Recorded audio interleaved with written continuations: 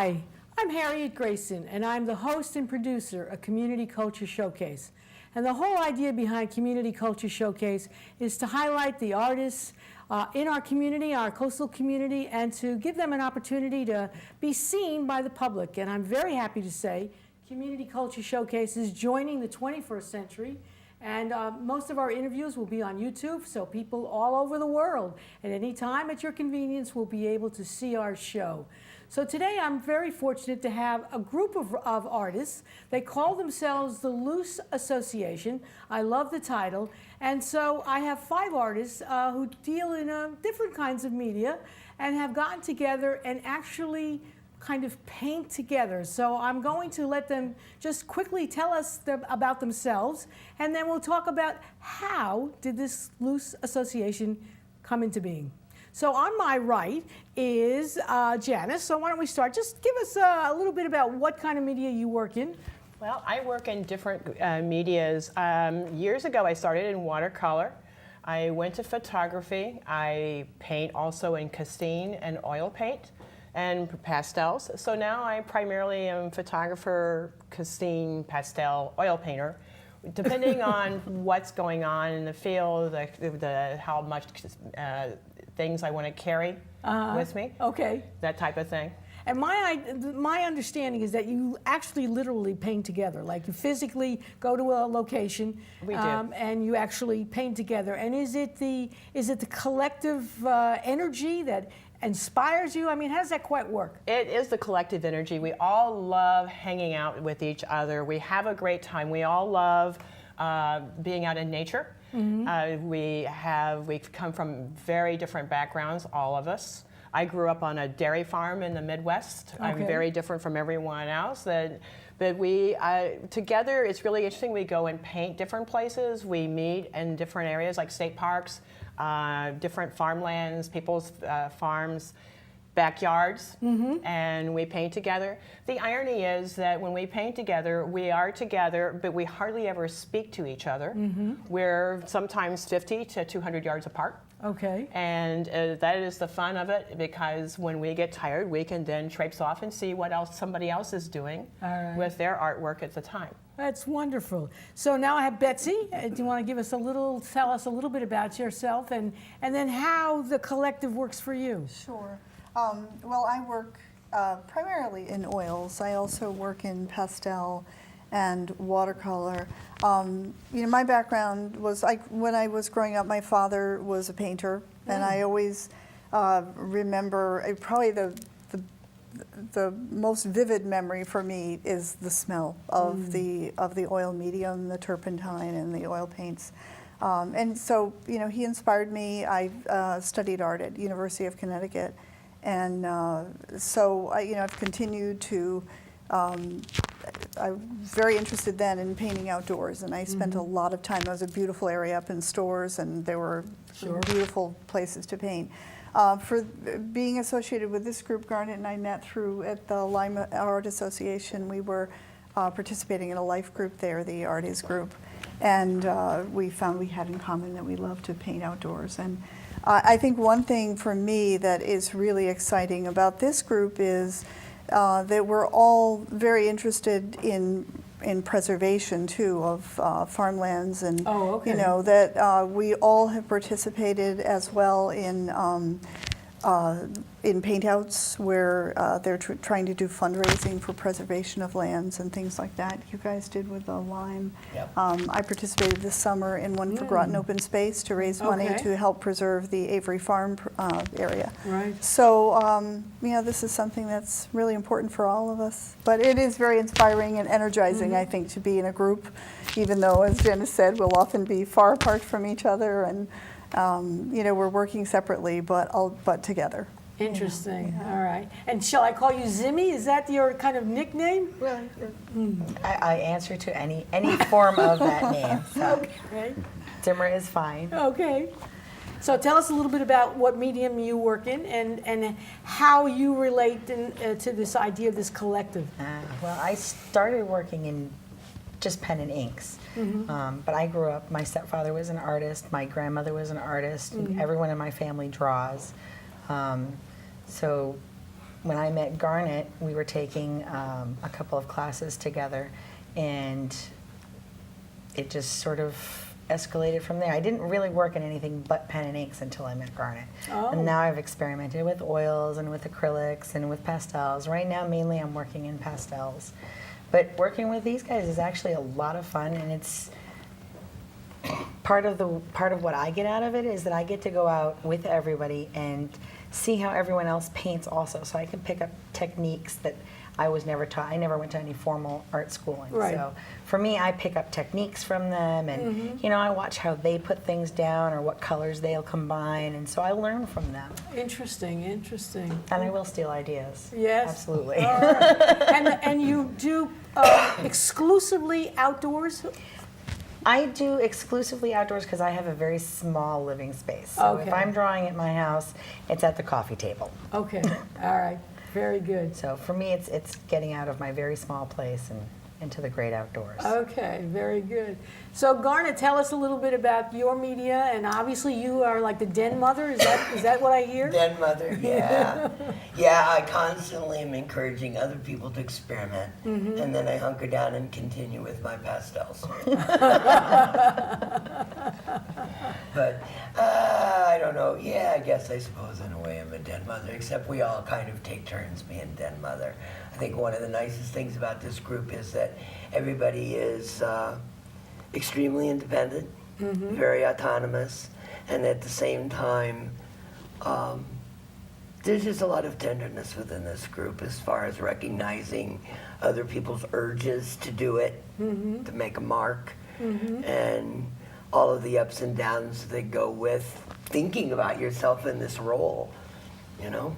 So. Do you offer criticism of one another? Actually, I'll have to say, I don't know about other groups that paint together, but our group, although we can spend all day not really looking at anything or being far apart, it's kind of tradition that when we're done for the end of the day, we bring our pictures in, we line them up, and we take a look at them and assess the day. You assess each other's work. We assess each other's Oh, work at okay. the end of the day. And do you find that to be really helpful and useful to you as an I artist? think it's helpful as an artist. Yeah. But I think at least as important, it's helpful to me as a friend and as a human because mutual backpatting society doesn't really help anybody. Okay. So in a way, having a setting where 4 of us are there and you go, I really like this, but this area is a little freaky or undefined or whatever is good for us. Okay. And you got to be able to take criticism if you're going to get anywhere with it anyway. So you help them to get a little leather on the skin? is We that- all get a little leather on our skin with each other, and but that's good. But yeah, we do have a tendency to do our own thing, and at the end of the day, that's part of the potlatch. We stand there, we have our last coffee, we look at what each other has. We say it would look much nicer if it wasn't leaned against a car wheel, And again, you go exclusively outside. That's kind of, is that? Almost exclusively. I Yeah. do still lifes. Okay. And portraits, and all of us have varying things that we do. But for me, it was absolutely an intersection of a technique that I liked and a setting where I spent most of my time anyway. Oh, okay. So I was going out in the woods long before I started taking pastels with me to do it. Okay, very good. So Trent, what is it like to be the only guy with these bunch of ladies? Oh, my well. goodness. Do we give you a badge of courage? Yeah, I'm not sure why they have me around. Maybe to ward off the bulls or something chasing me through the field there. But Makes it safe out there. yeah, I'm the newbie, and So your security, is that it? yeah. So tell us a little bit about your art. So I've been painting. I was mostly a studio painter, and Garnet here, I've known Garnet for a long time. And she kind of dragged me out and had me take the plein air a little more serious. I always treated it more of as a sketch for a finished painting in the studio. Tell us what that means, because I know there's plenty of people who are listening who have no idea what you mean. Well, it's like a practice run, so you could do 2 or 3, light studies, You know, find your composition and your light, and then you work up. You know, bring your sketches home and your light your notes, and you work up a painting in the comfort of a studio. I see. So you use it kind of as a kind of a first draft. Yeah. I'm a writer, so I can. Yeah. That's okay. So you can say, you know, I know these two trees were aligned this way, but if I drop one, or if I put it, you know, if I fake this area or whatever, you can come up with a stronger composition for studio work. So Garnet taught me to look at a little more seriously at the plein air, and the beauty of the simplicity of it. And I hadn't taken it too seriously, and I've been painting for 30-some years. And So the word is plein air. Am I pronouncing it correctly? Correct. And what does it translate into exactly? Open air. Open air. outside. Okay. Okay. So the whole it's act of being outside. on site, on I see. location. Okay, all Yeah. right. Interesting. And how does one do that? I mean, most of the time you start out, if you take lessons or something inside, what gives you the spark that says, hey, you know what, I think I'd like to go outside and do this? It's trial and error, basically. You go out, and what we've learned over time is what you need to carry and what you do not need to carry. Everybody going out in the field, you're carrying all of your equipment. That gets heavy. You're Yeah. also carrying your food and water. And so everybody works a very limited palette. And tries to carry as little as possible. I tend to carry like a trailer load of things, but I think I'm the only one left that's doing that. You but need a St. Bernard with a backpack. Yes. Yes, we do. We really need that. But we do try to carry a very limited palette so that you're going out and you're only working with a certain number of colors and a certain canvas size. So you're not going to be going out with a canvas size 36 by 48 inches. You're looking at more like an 8 by 12, 5 by 7, 9 by 12, okay. Something 11 by doable 14. in a day. Okay. That's doable in the time frame that the light is going to change, because one of the things we're trying to capture is the light that's happening at that moment. That's also one of the things that makes it a challenge, because if you're out in the elements, you know, the light can change quickly, and sometimes it's those days, you know, those cloudy days, or when rain is looming, or when you have some really interesting light. Those are sometimes the most exciting times to be painting, but they also change really quickly. So Within hence minutes. also Yeah. within Yeah, minutes, literally. and hence again, you know, where Trent mentioned doing studies, sketches. You know, a lot of times we would just do a series sometimes of really quick ones, because if the conditions are changing, you don't want to keep changing your painting, Right. but you want to capture those things. And so you may go home with, you know, 2, 3, 5, 6 sometimes little quick things that you've done. And sometimes you'll be able to sit for a few hours and paint 2 or 3, but probably not usually more than a couple of hours, because by then things really have changed. The time of day has changed, you know, so it's different. So the challenge is on to be able to complete a piece of work within sometimes as little as 60, 90 minutes. Yes. Is that the idea? Exactly. So Exactly. that becomes, and is this particular concept, is this a, you know, again, I'm talking out of ignorance, is this like a big trend in art? I mean, that this idea, you get out there and you paint to, I'd love to see it become a big trend in art. okay. I do think that regionally, there's a legacy of it in this area. If you look at Lime, Mystic, whatever, the early American Impressionists certainly did a lot of plein air painting. You go into most of the museums along the Northeast Corridor, you're going to see Connecticut River Valley kind of images. Okay. You know, highly popular, and it was at the time chic. You see more of it now than you did, say, 5 years ago. I see is more becoming people more doing popular. paint outs in small groups and that sort of stuff. So it's part of the American heritage. I mean, painters used to travel up and down the coast and make their livings, Right. you know, painting. And although often those were portraits, but it's not a huge trend, but we're working on it. right. So you you don't collectively display your art. In other words, you have a show and it's. Oh, yes, we do. Oh, you We do? do. Oh, you We do? do, So the yes. Loose Connection, Loose Association actually has a show, like, where's We the have next one right now. Oh, tell We have us. one right now at the Mystic Library in the Ames Room. Mystic Knowing. I'm sorry, Mystic and Noank Library, yeah. Okay. And which we have work there. We have some work in Lee, Massachusetts. Yes, at the Park 51 Restaurant and Tavern on Park Street in Lee. We have a show Oh, there as well. Okay. We did one last year at Noah's, and we had one in Lily Willimantic, Pad the Lily and Pad Willimantic. So we've been doing this for quite a while together, working together, Oh. and it's, you know, as we said, it supports, you know, we support each other. So it's, you know, it's a good way to, you know, to get our. And can I make these something that they're also what you do complements one another? You're not all doing the same kind of art, right? You're not all using the same kind of media. Exactly. Correct. When you actually have an exhibition. Correct. Yeah. Right. They- all Actually, it's different kinds of amazing that the works really are very harmonic together. In a lot of ways, They it's look really good interesting. Last summer, I did a one-person show. And at about the same time, we had a group show. And I can't tell you the difference. I mean, obviously, I was very pleased and proud to be putting on this one show. But the energy in the group show was just like so much greater. And I was perfectly satisfied with each individual piece I had in my solo show, but it didn't have the pizzazz that the group show. I think that's definitely pizzazz. That's a great word. But I think the other thing that's really interesting is, you know, one thing you mentioned was how at the end often, you know, we'll line up our work, we critique the work. It's really nice to see sometimes how we can work in the same place, in the same conditions, and end up with pieces that are dramatically different, because there might be something in the landscape that's really Yeah. important to Janice and something different that's important to me, Right. and something different for Zimmer or Garnet or Trent. And so we can really see that as individuals, you know, something would attract one of us Right. that would become important in our work.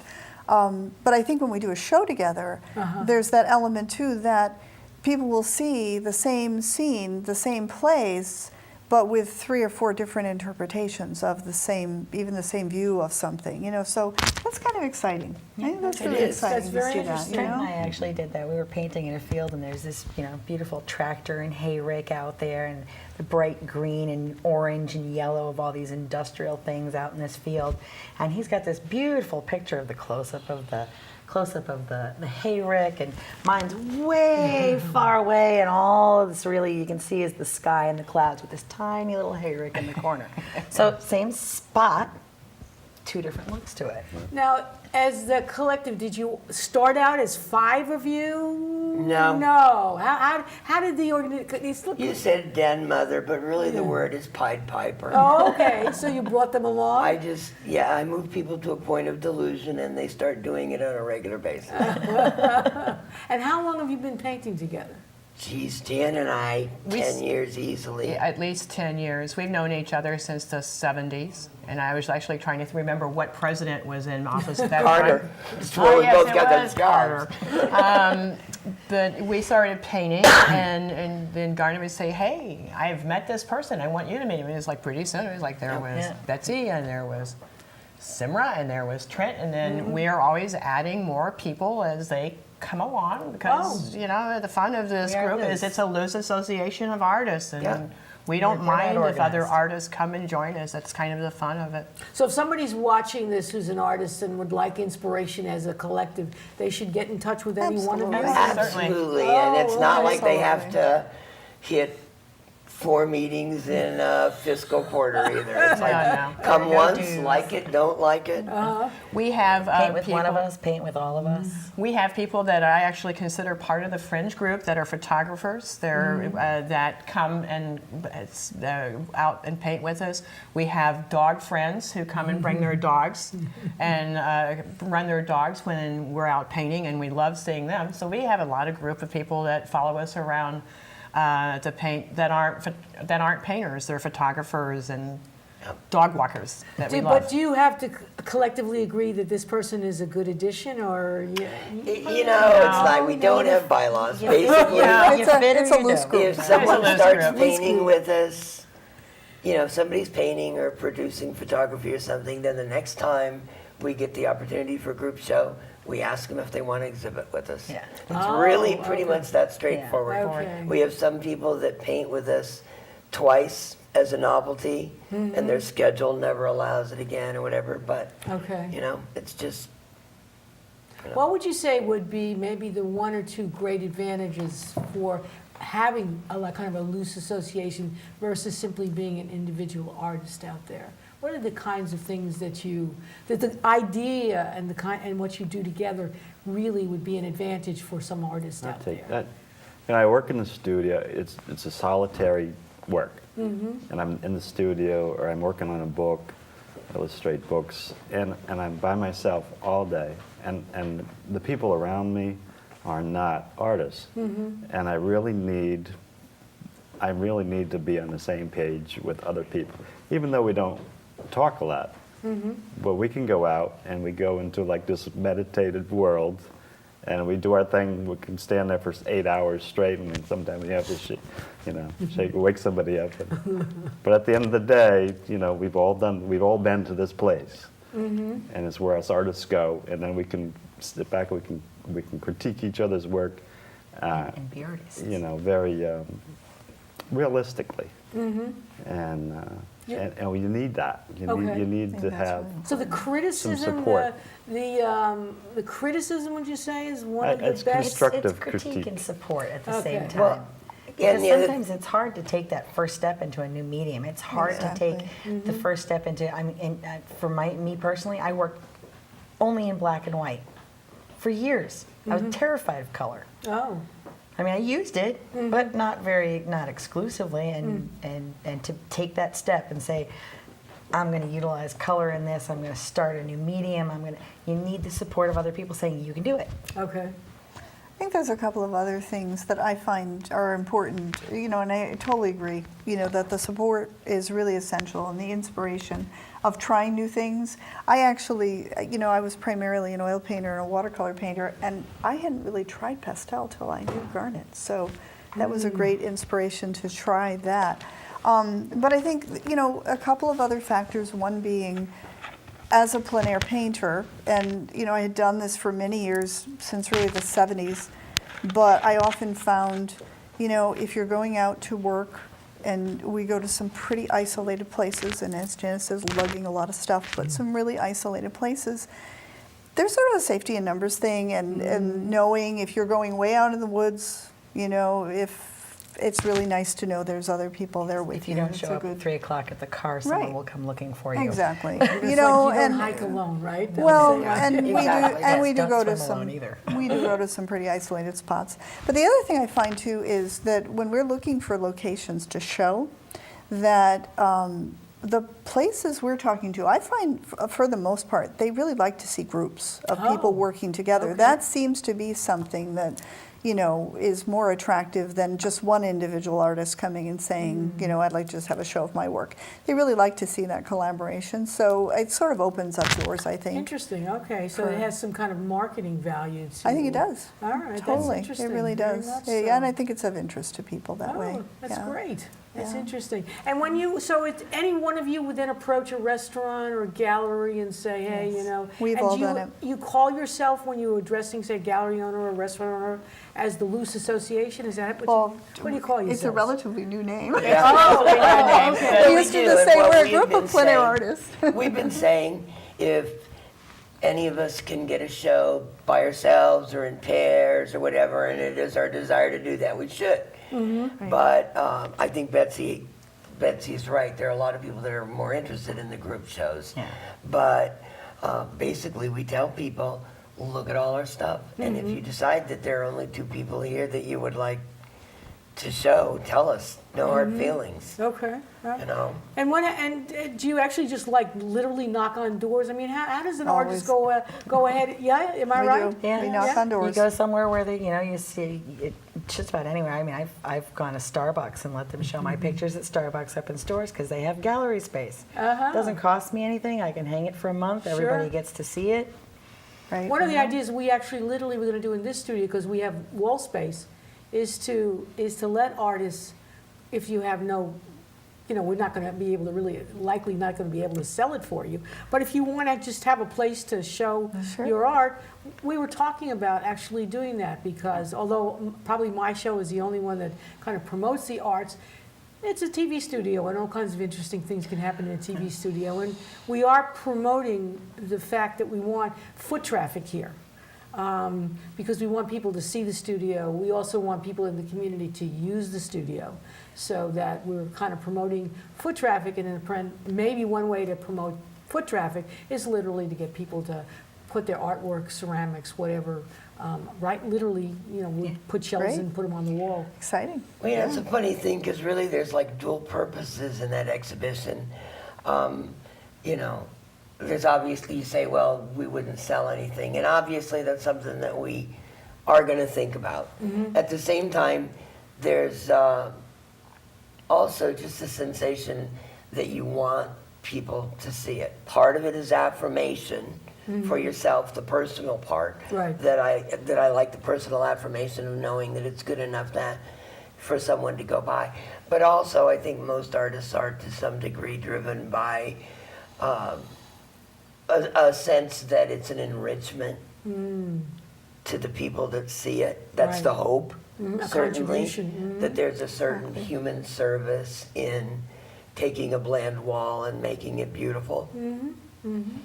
That's You know. great. Well, I'm giving the opportunity for, now we talked about the collective, for you as individual artists to show our audience a little bit about, you know, what you actually have. And I know you have probably literally tens or dozens of things that you could have brought along or shown us photos of, but time is, of course, an element. So I'll go ahead, and Janice, you want to tell us a little bit, you know, introduce yourself to us again, and then we have some photos of some stuff that you've done. Yes, my name is Janice Silvers, and I'm from Massachusetts. I'm the only non-Connecticut person here at the moment. I've been painting for years now. I don't even want to think about how long, and going out and doing photography by myself for years and years and years. And I now pretty much do photography and oil painting and pastels. I used to do a lot of cassine, which is a milk-based paint.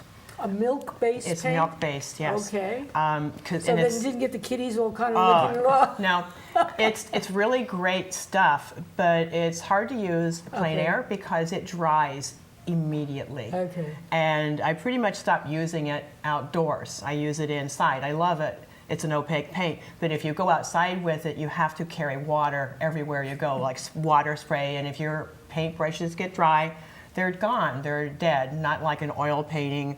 If you get oil in your brushes, you can soak those in turpentine for a day or two and they'll finally dissolve themselves, not cassine. But oil painting, I've been doing that for years now. We have, you know, some pictures that we brought. Sure, so and- one of the first photos we have. Okay. Go ahead and This is at Bear Hill. This was at night. We started painting plein air at night, nocturnes. And we had a great time last year painting nocturnes. We went to Ocean Beach. We went to Bear Hill. We've gone to this place called Rose Hill, which is in Preston. It is state-held farmlands that never can be made into Developed. housing or developed in any way. So we tend to go out at night and paint, and it's great because we're out there by ourselves, painting in the dark, and we use flashlights to paint with Wow. to see what colors we're blending, and you turn off the lights. But that's how we can see each other, is like all of a sudden this light will come on and disappear, and then it comes on again and it disappears. so you know that you're safe, you're all together. That's right. And we have another one also that you have a photograph of one of your, there you go. And this is also Bear Hill, at the bottom of the hill during the fall time. And this is a beautiful place in Basra. It is also state-held lands, and it's primarily for hunters. And it is hunting land held for hunters in Connecticut, which we've met many. And not in a good way. So, you know, we've learned to actually vacate Bear Hill at certain times of the year because we've literally because- been chased out by hunters Okay. there. So you weren't wearing your orange vest? We huh? were, but they told us to leave. Oh, okay. All right. Do I get the sense that you basically go on public land? That's what basically. Pretty much, and we Okay. also go private land. I Oh. go to a lot of farms that I know, farmers, and will paint on a lot of farmland. Okay. So again, Janice, you're available. What's your email or address? It is jsilversart at Gmail. At Gmail. gmail.com. I just Okay. changed it because I kept losing email, but it's jsilversart@gmail.com. Okay, so if people are interested, and if someone actually watching this knows you and they want to, Right. and they're also an artist, they can contact you that way. Correct. To see And- if they want to join your Yes, group. and I am in Upper Western Massachusetts near Granby, Connecticut, and I know that this will not get to you, but if people hear about me and want to paint up there, I'm always looking for. Remember, we have folks. YouTube now, so it's Correct. anywhere, everywhere, over the world. Correct. All right, great, thank you. Thank you. So Betsy, have you got something? I do, and I actually brought a couple of paintings with me. Sure, in come on addition and to show the us. images. So, what these two that I brought them because they're sort of illustrative of one thing that happens often when we're plein air painting, which is conditions change really fast. So we can set out to paint one thing and really end up painting something quite different than Okay. was the plan. So this little one, and I hope it doesn't Yeah. glare. Okay, I'm trying to show it so it doesn't glare. This is the head of the Mystic River, and I set up there. It was a great, sunny, a little overcast day. Okay. And but the tide was going out. Okay. And so because the tide was going out, what was happening was suddenly the birds started Oh, coming in to okay. feed. And so this was something that was rapidly changing as I Oh. was painting. I started out painting the scene of the river, and the next thing that started happening was it's becoming like a flat, and all of these birds are coming in to feed. And so they were like a later addition. So it's sort of these changing conditions, and suddenly something kind of exciting is happening, And you you want to change just, your hope well, is you want to better. capture it. Yes, You want to capture it. absolutely. Now, I And had... that's in oil, is that in This oil? this is an 8x10 on panel, and I started working a lot in this size because, as we were talking about, the difficulties of going out and lugging all the stuff. Mm-hmm. Sure. So I got a small little box to work out of, and I found the 8x10 size. I could make up a whole lot of little panels, Right. and it was easy to do these quick paintings in this smaller size. But this other one that I brought is a larger one, and I didn't frame this one yet. But this is a farm up in Preston. Okay. And in this case, what happened that changed was that it started off as a scene of the fields, Right. and then the cows came Then the in. cows came home So to roost. it wasn't at all what the painting was going Right, to just be. like the birds came to roost, the cows came to roost. Exactly, the cows came in, and what they were doing was they were calling them in to feed at the end of the day. Right. And so, it is part of the excitement of painting this way Right. is that you have to be ready in a moment Right. to change what you're doing. Do you with- ever with the new- take a canvas and then paint over it, paint another picture over it? Do you ever do things like that? a totally different painting, or you mean Yes, change the yeah. one that's there? No, literally, paint over it and start over. I used to do that when I was in school, which was Oh. really a money-saving I thing. see, mean, when I okay. was an art student in college and money was really tight, we would often reuse the substrate. Not so much now. Okay. But it was something I did commonly Okay, very good. when that was an issue in school. But we also have some photos of some other paintings that you want to show us. Okay. So this looks like the beach. That is the beach, and I've always really drawn to the ocean, and that is watercolor. And this is not a medium I work as much in plein air, partly because it's somewhat different in that way. Like these two that I just showed, as things happened and changed, I'm able to change that in oil. I find that a little harder in watercolor. Okay. Some people may be better at that than I am, but watercolor I find takes a little bit more, it's a spontaneous medium, but it takes a certain amount of planning, and once you have things down, oil you can just you can add something in and paint over it, a little harder with watercolor. But I always love the beach, and Is this Ocean Beach? this actually is down at Groton Long Point. That's Oh, okay. South Beach Okay. in August. And I always liked to sit on the beach, but I don't like to sit on the beach and do nothing. So it's either reading or painting. I always have my watercolors with me when I go to any beach. So Okay. that's, that was down there in August. All righty. And then the so other, we have one another more, photo. Yes, of one another. more that was Salt There we go. Acres in Stonington.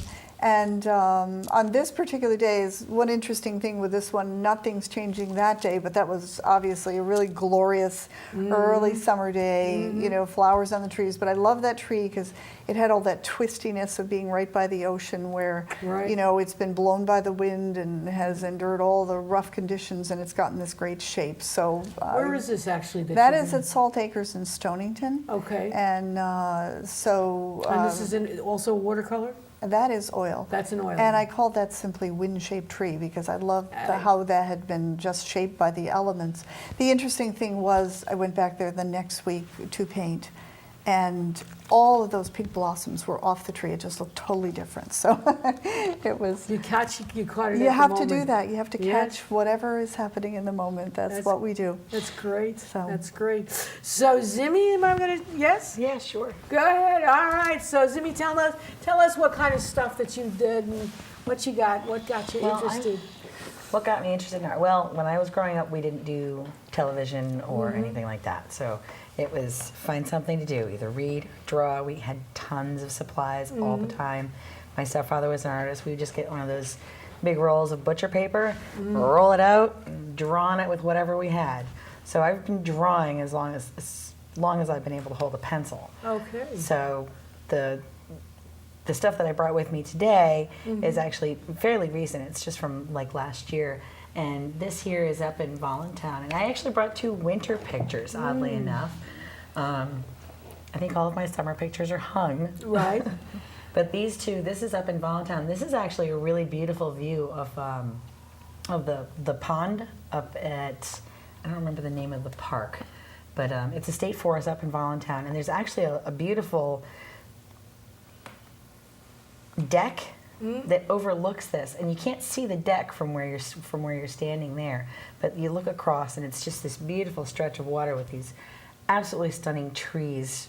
The height of them in the center of the island is absolutely beautiful, and the snow was just stunning that day.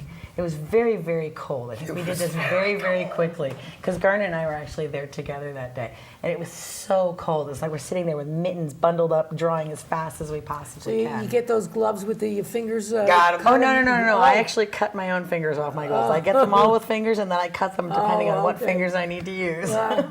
And then you have to get those little patches in there that The give you heat the packs, heat. yes. the Those heat actually work really, really well when you're painting plein air.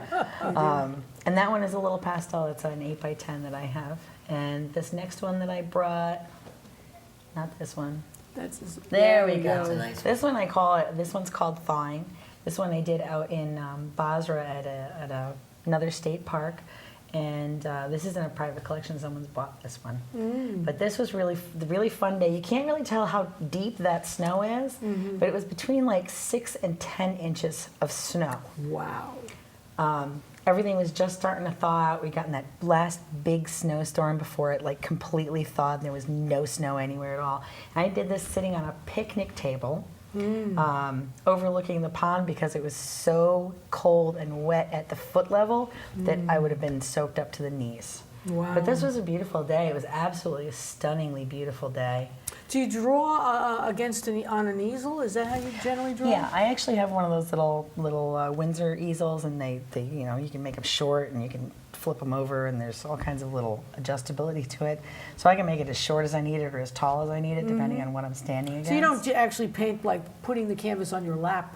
No, you get a really weird angle sometimes if you do that. It's better to have it vertical. Okay. So you can And do you judge prefer your it at eye shapes. level, or is there some technique about that? Or yeah, she says yes, yeah. Sometimes. Okay. Again, I'm asking Sometimes, as someone who doesn't draw. For me, it's easier to have it on a vertical surface, and it's nice to be able to have your painting so that you can look back and forth and not have too many adjustments to make from where you're going. So you can say, okay, well, I've put this too close because I can see from here that this is too close or too tight or is not the right shape. So I try and keep it at about eye level. Okay, all right. So we were, before we were on camera, you were telling that your family has some kind of a wing in one of the local museums? Oh, yes. Well, it's Slater Museum. Up in Norwich, yes, up in okay, all Norwich, right. Because yes. we've had the director of the Slater to come on the show and talk about the Slater, and when you talk about the Slater, you're basically talking about the history of Norwich. Yes. So, so you are a Norwich I am native? a Norwich native. Okay. My grandparents were very, very big in the community here. It was Dr. Lewis and Grace Sears. So their names are up all over Norwich. So, I try not to trade on too much of that because you don't want to be too famous for something you're not famous for. But yeah, they've given a lot of money to Norwich. So. Okay, all right. Norwich still needs it. Norwich always needs money. Exactly. So, Gordon, tell us what you got. And tell us a little bit about how did you come into your head that you decided, I'm going to be like the Den Mom, and I'm going to get, or the Pied Piper. That never came into my head. The Pied Piper, and I'm going to sort of create my own That didn't. school of art. No. Freewheeling art. I certainly cannot say it was that calculated. Okay. But you became, in a sense, the person who kind of created this loose association, yeah? Well, I wouldn't say I created it, but I guess I kind of generated the environment where it evolved. Right, fostered its You beginning. know, basically, I doggedly went out. I just did plein air painting, and then Jan started doing plein air painting with me, and I suppose that, if anything, I'm so crazed about it that it comes up in conversation, and if I care about somebody, then I make the pitch that they've got to try it. Okay. Because to me, it's an unparalleled experience. Interesting. And what kind of medium do you? I do pastels almost exclusively. Okay, pastel. And I've And tried what other got you? things. And what makes pastels interesting for you? Oh, still lots, which is probably why I haven't moved on yet. Is I feel like I've barely gotten up to speed with pastels at this point. But they're very immediate. They're basically the compressed pigment that if you were to add an oil solvent, you would come up with an oil paint. Okay. But this is the powdered form. So they're easy, light to carry. You can get by with only a few sticks if that's what you need to do. The colors build on themselves, so there's an infinite number of combinations and work in the colors. And there's just something kind of ephemeral about the pigment to me. Do you have a particular artist who's out there that is someone that you inspired you, or someone you think? Oh, probably more than one. Okay. But John Singer Sargent comes to Oh, mind. okay, all right. know? So people do know that name, definitely. So, okay, so let's take a look and see what you brought for us today. Okay, this is Pumpkin Patch. These are all pastels. Okay. Okay, and part of that, it's great. It's like drawing with your fingers. It's terrific. This is Pumpkin Patch. That's a little place in Preston. That's actually next door to where I lived for quite a while as a high school student, and I still know the farmer that owns the place.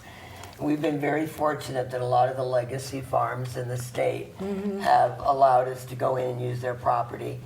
And these guys, that's just where I wander, next door to Mom's house. So And is it literally a pumpkin patch? that is a pumpkin patch at the very beginning of, beyond their barn, they had the pumpkin patch and then the cow fields. She's got the cows. Right, you've got I the settle pumpkin. for the pumpkins, they don't move as fast. And what else do we have? Let's see what else you have for me. Yes, go ahead. Here Okay, we go. this is called Mare's Tails, and this I did on a fabulous busman's holiday with Janice a few years ago. We went up to southern Maine, Oh, okay. and we went out on a little inlet. Looks like in a salt cove. marsh, but It was a salt marsh, Uh-huh. and we worked our way out of a little inlet, and it was absolutely, you can see from the clouds, it was an absolutely breathtaking day. right. And, And the bottle flies, the flies got so bad in that, Jan will remember. We took turns when we got down to the last half hours of our paintings. We were both swatting back flies because we were sitting on the shore. And we took turns, and one of us would fan the other. while they draw. Took turns so we could both get our pictures done. You need a mosquito netting over your face. Exactly. Exactly. And I think he has one more, and the only reason that I would ask that he show it is that it's a There we Rhode go. Island beach. There There we you go. go. That is Hurricane Isabel approaching Musquamacut. Oh, and what year is that then? Gee, when was Isabel? That's don't got to know. be That was 6 quite a years few ago. years ago. Yeah, been a bit. It's been a bit, Yes, yes. you know? Because I did actually just did and through this show did a documentary about the destruction and rebuilding of Musquamacut Beach after Storm Sandy. After Sandy. Yeah. And oh my goodness, you can What a Mother mess that Nature. was. It's incredible. Unbelievable. And it's almost like here's this gigantic storm, and you can feel it, sense it there. And it's like a pinprick because it's 500 miles, this is Storm Sandy, 500 miles in diameter, and yet it destroyed only a certain part of Musquamacut Right. Beach. It's almost like the cloud came in and destruction just here, and then Right. around, nothing. Absolutely arbitrary. Yes. And it's so interesting too. It's like I looked at that, and as I watched that come in, and I was drawn pretty fast. Even though it looked stormy, the light around a hurricane, it was so brilliant that I Phenomenal. could bear. I mean, I always carry protective hats and all that. The light coming in before that hurricane was so brilliant, I could barely see. I mean, I had a sun hat on, and I was going like this. Wow. It was just absolutely dazzlingly bright. So, and the last one, but not the least, our Definitely. gentleman and our security guard of all kinds. Yeah. So, Trent, tell us a little bit about what medium you work with. Well, first, I think I'd speak for the group by thanking you to have us Oh, Oh, thank you very much. yes, yes. and clean up appreciating the arts. Okay, I yes. think in this age of digital perfection and surrealist digital art, I think the real stuff gets lost. And it's important that people recognize that that can never be duplicated in this, this high-tech world that we have. That's great. Thank And, you. Thank you. So yeah, I've been drawing and painting all my life. I grew up around artists. I have artists, and I can't begin to name all the. My mom was an artist, and her friends were artists, and they were always around. And so I began. I used to sneak into the art shows when I was really little with my card table and my magic markers, and I draw characters of people I wasn't supposed to, but I did. And I get $1 a piece. And I make a lot of money doing it. Oh, little caricatures. Okay, I got you. Yes. So I yes. love the illustration, and I love the fine arts too. So they're different worlds, just like the plein air is. They're their own entities. And so I have to switch back and between the different arts. Did you the say that plein air. you were an illustrator as well? Yeah, I've illustrated one book so far. I'm Okay. working on 2 more about therapy dogs. Oh, okay. Yeah, Very the good. adventures of a therapy dog. Oh, because I know that one of the highlights of children's books tends to be actually the illustrator who makes or breaks That's right. a child's book. Yeah, they because have to create even when they can actually read and write, they still love more than anything else That's is the right. drawings. So if you're doing a plein air, you're out and something caught your eye, and you wanted to recreate that to something that you want. You have to stick with that original, that feeling that you had. Well, with the illustration, you have to create that on your own, and you have to bring something out there that people are going to connect to. Connect to the words of the writer. Right. Yes. And in the studio art, I could take, I could work both together and create and rearrange, and it's not factual, no. It's so it's nice to go out in the plein air, and that's that, and it could look really great. It could look like mud, but that's what it was that day. And if you were able to create that original feeling, that moment that when you first saw that, then you're excited. You got to keep going. You had a Right. good day. Which of these ladies is the one who drew you to the association? I've known Garnet for about 30. I think we painted off and on for at least 30 years. Oh, okay. Yeah. All right. Interesting. So, So, Really gonna try to tag and me I into like that. to go outside. I like to go outside. But Garnet was so religious about it and devoted and just Come with us, Trent. Come with us, yeah, Trent. she's just yes, she can do it. I can do it too, but Right. you know, but so you were up to she's the just challenge. she's out there, you know. So show us, we have some photos of some of the stuff that you've done. And So that's my wife. This was Banning Woods last fall, and it's like a fundraiser for the Lyme Land Trust. So these are on display now at the Lyme and Allen Museum. And so that's Okay. my wife Amber. okay. And now see is you just the light flooded into that area. And it just bounced off everything. So I you guess see that's the why they call it hard, the limelight. right, if you see the earth, or what I think is the earth, and then like the trees are just like sort of growing in mud, almost looks Yeah, like I mean, it. so it was so much light. The ferns and everything were just you know, kind of fuzzy and so you know it's just you have to do it really quick. It it's does gone. certainly remind you of New England with, if you just left it alone, it would all be forest. Yeah. You know, we've made Yeah. meadows and parks and certainly housing and shopping centers, but if you left it alone, Yeah. it would all regrow in a couple of hundred years and we'd be back to just having forest. Yeah, land. and there's Yeah. nothing the man can ever do can compete with the arrangement that nature gave us. You know, the gifts. And is Amber also an artist? No, Okay, she just became a part of your painting. she says she can draw good, but she's never shown me anything. I'm intimidated that way. So she hasn't been part of the critique that you guys do to each Oh, other. she could critiques it. That's the job of the spouses, too. I see, okay. In a All good right, way, yeah. yes, yes. In a good way. And we have another one that you want to show us, another photograph? Okay, here we That's go. the same place, yeah. Ah. So I did like 3 paintings that day. And yep, that was the first one in the morning, and the light was streaming in. And I think I had down over the bank, there was a couple more artists in there. Oh, okay. Listen to you, I did 3 paintings that day. I did 3 paintings, yeah. The first time you went out, it was like, really? We're gonna finish 1 today? Oh, I can do 2 by the No, time not these guys so, get yeah. here, yeah. So, I mean, you don't keep score in terms of how quickly you get it No. done, but is that part of the thing? I mean, No. is your No, expectation that you're only going to out of- make a just, 2 or 3? Just for fun. Oh, Just for fun. okay, Yeah. okay. Well, sometimes you get 1 done, sometimes you get 3 done, sometimes you do a bunch of sketches in a final product. You never Sometimes know a what good you're day going to and a have bad day. at the end of the day. And Really. is it dictated by just what inspires you? In other words, a day maybe too flat, there's not enough light, or Well, that's why something's you find distracting? somewhere always else to go. Absolutely. It changes where you go. That's what it does. Yeah.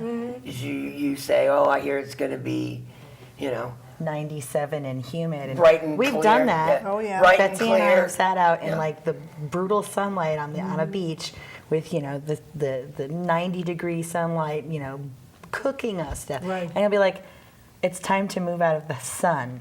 And we'll both be sitting there, sweat pouring. We don't even notice it. Well, sometimes you don't realize either how much the conditions are affecting you. I mean, either the heat, because I think we've both been a little Yeah. close to sunstroke, right?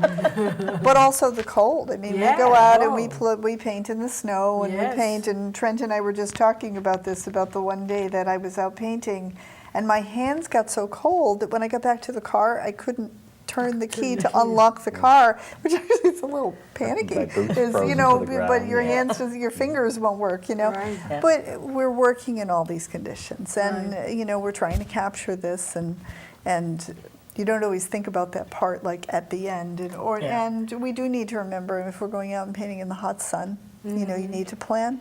Right. If you're and going out straw painting hat in at the least cold, in we an need to umbrella. plan. Well, we usually have our straw hats, but sometimes you set up in a spot and it's the perfect spot, and an hour and a half later the sun is bearing down on you, Right. or you're like, this is the greatest view I've ever seen, and Right. you set up your easel and then you realize that there's 15-mile-an-hour cold wind blowing across an icy surface at you. Yeah. Sometimes you So. don't, you really, for me, I know when I get really immersed in my work, you really sometimes do lose track of time Well, and that could be said conditions. of lots of Right. writers and poets. And, yes, Time and definitely. conditions, you It's know, of that course, you most won't of them are realize not how outside hot you are, doing how it. cold you are, Right. you know, But or how much addressing time your has question, passed. it really, the day does dictate. There are a lot of times when we've decided to go out and we'll agree on a spot. Mm-hmm. And you get up and you say, oh my God, look at that cloud bank. I don't want to be on a river. Mm-hmm. I want to be in a coast. meadow. I need a vista today because because the sky's the story. Or it's, the sky is the color of an iron kettle. Let's go do a close-up, something with some objects. I mean, it does.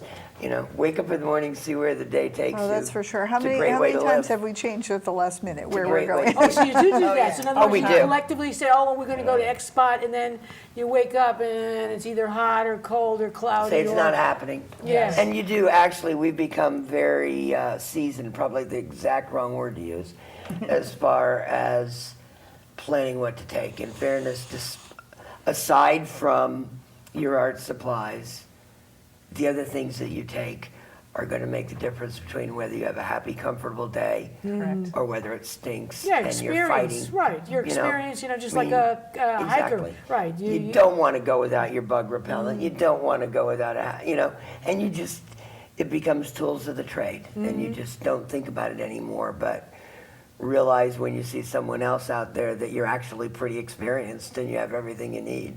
Do you ever disagree, perhaps, about where you should go? Sometimes, but it's more like because of something going on, like we may want to go to the beach, but then there is a 25-mile-an-hour headwind coming off the ocean.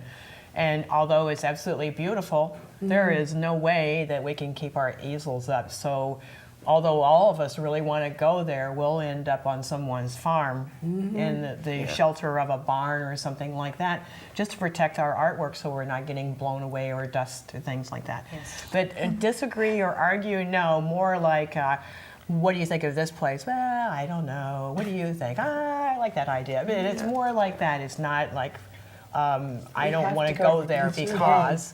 Yeah. It's more like, well, that sounds good. Pretty and much consensus. it's a consensus, and how far do we want to drive? Okay, well, now for you out in Lee, I mean, you have to drive the furthest. Is that I right? drive the furthest, but growing up in the Midwest, everything is far away out there. Okay. And when you got in a car to drive somewhere, you were going somewhere. Right, So right. it doesn't faze me at all unless it's going to Boston. Okay.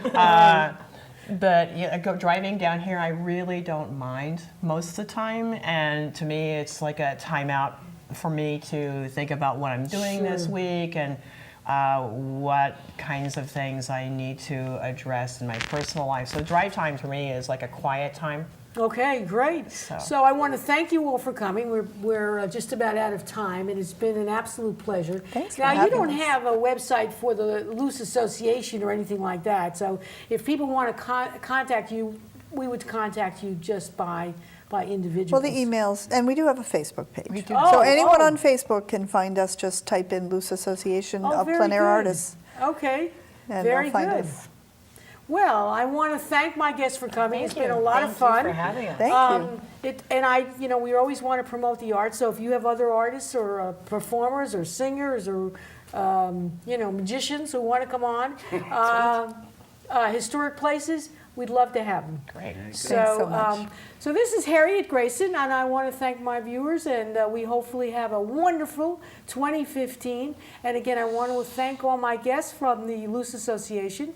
And if you have a group out there that you want to let us know about, by all means, get in touch with me, GraysonHarriet@gmail.com. And also, I want to let you know, again, I want to say that we have joined the 21st century, and we're now on YouTube, and you can contact my show by getting on and going to www.communitycultureshowcase.weebly.com, and you can learn about my show, a little bit about me, and actually see YouTube videos of my shows. So again, I want to thank you all, and I look forward to wonderful guests for 2015.